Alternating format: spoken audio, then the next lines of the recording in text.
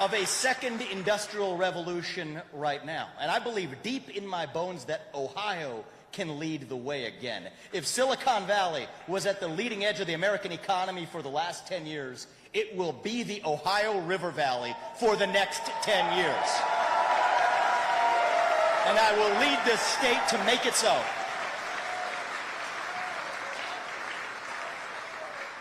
I'll be frank, it may not be the same sectors as last time around. It may not be rubber production next time.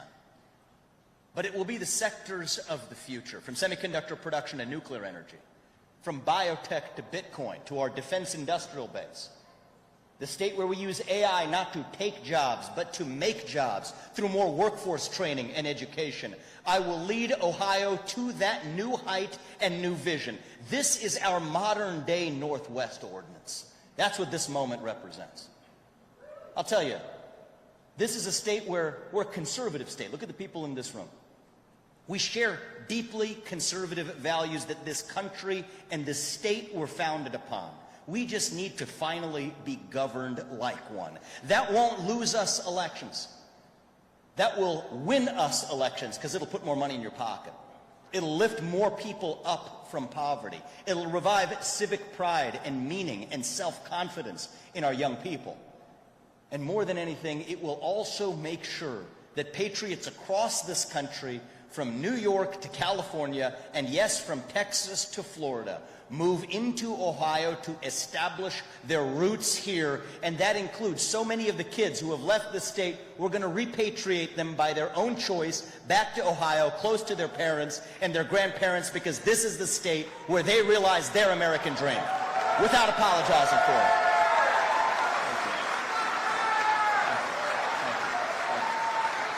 Love you, man. Thank you. Thank you. Leadership in this state. It's going to require a governor with fresh legs, who's willing to drive hard change, who's willing to run through any obstacle that stands in the way of turning Ohio into the state of economic excellence in America. There's some changes we need to make. We're not like California. We don't need to do a U-turn. We're headed broadly in the right direction, but we need to step on the gas. We need to bring down the income tax, eventually down to zero, because you deserve to keep what you earn. It is your money, not the government's. We need to bring down property taxes in this state immediately, eventually down to zero. If you own land, it should not feel like it's a lease from the government, and yet so many Ohioans are paying as much in property taxes as they are on principal repayments on their mortgage. That is wrong, it is un-American, and it will end one way or another on my watch as your next governor.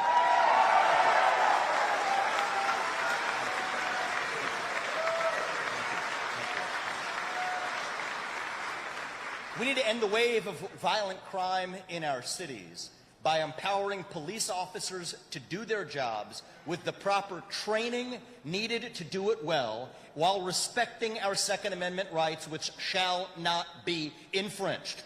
And that also means that we are going to bring back the psychiatric institutions that were wrongfully shuttered. This is a touchy subject, but I'm going to go there.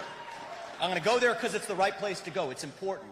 Our jails can no longer be the first line of psychiatric care in this state. That is not compassion. That is cruelty to everyone involved, and we're going to put an end to it.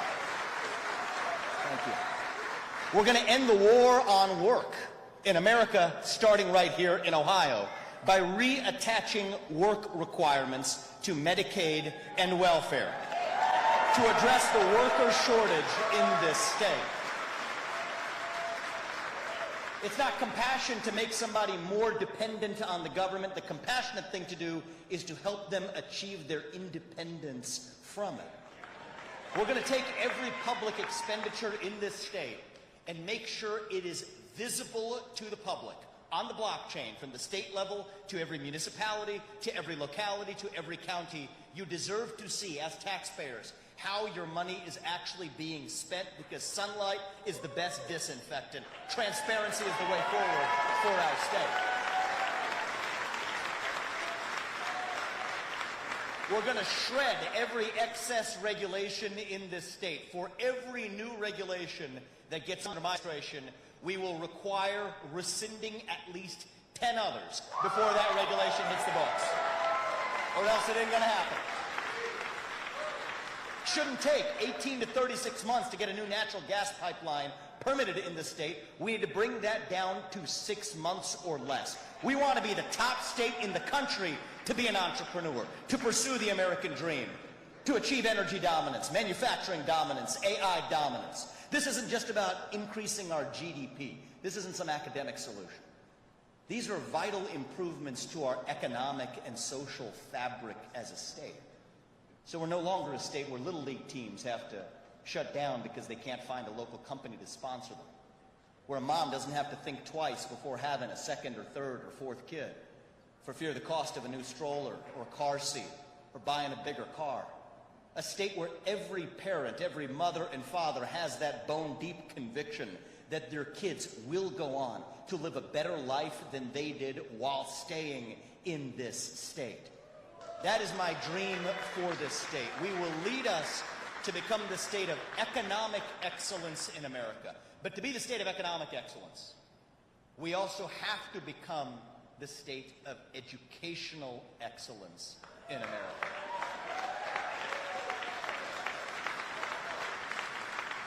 And here we're in the middle of a crisis. It's a crisis of educational achievement in America. I'll be frank. I think it is the single most important crisis that, frankly, neither major political party is talking or doing enough about. We've got a 75% rate of 8th graders across America who are not proficient in math, according to international standards. 70% of them aren't proficient in reading.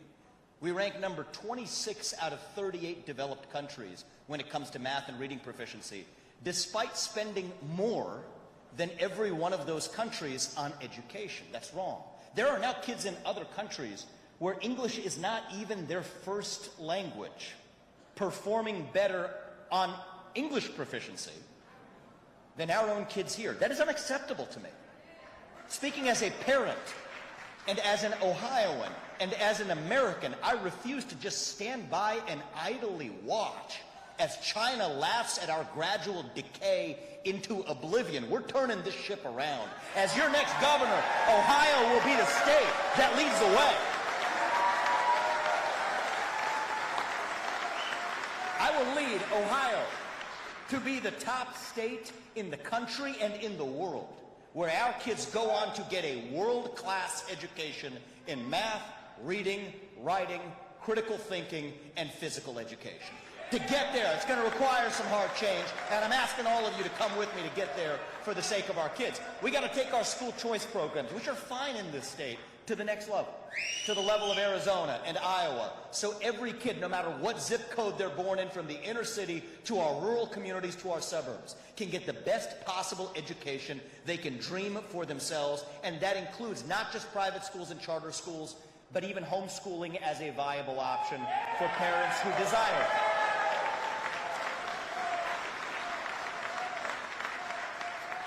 But today I'm going to go further. There is a canon of what great conservatives have been doing across the rest of the country, and in some cases we need to catch up, and we will. But we're also going to lead the country in making sure that our public schools are able to compete and equipped to compete with the best of the alternatives. That means, first of all, that our kids are safe in our schools. As your next governor, I will ensure that we use our dedicated base of police officers to ensure that we have at least one of them in every school in this state with the proper training needed to be there. Thank you. And I've met many of those police officers. They're standing by and ready to do it. We're going to make sure that we lead the way in our kids actually showing up to school. We have a chronic absenteeism problem in this state, and it's only gotten worse after the COVID-19 school closure.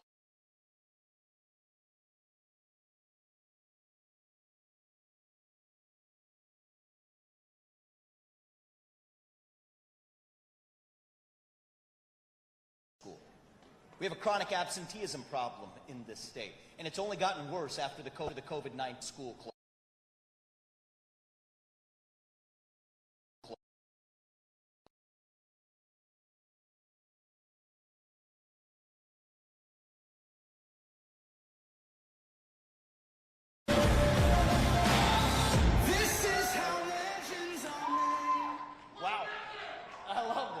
good to be back home, actually.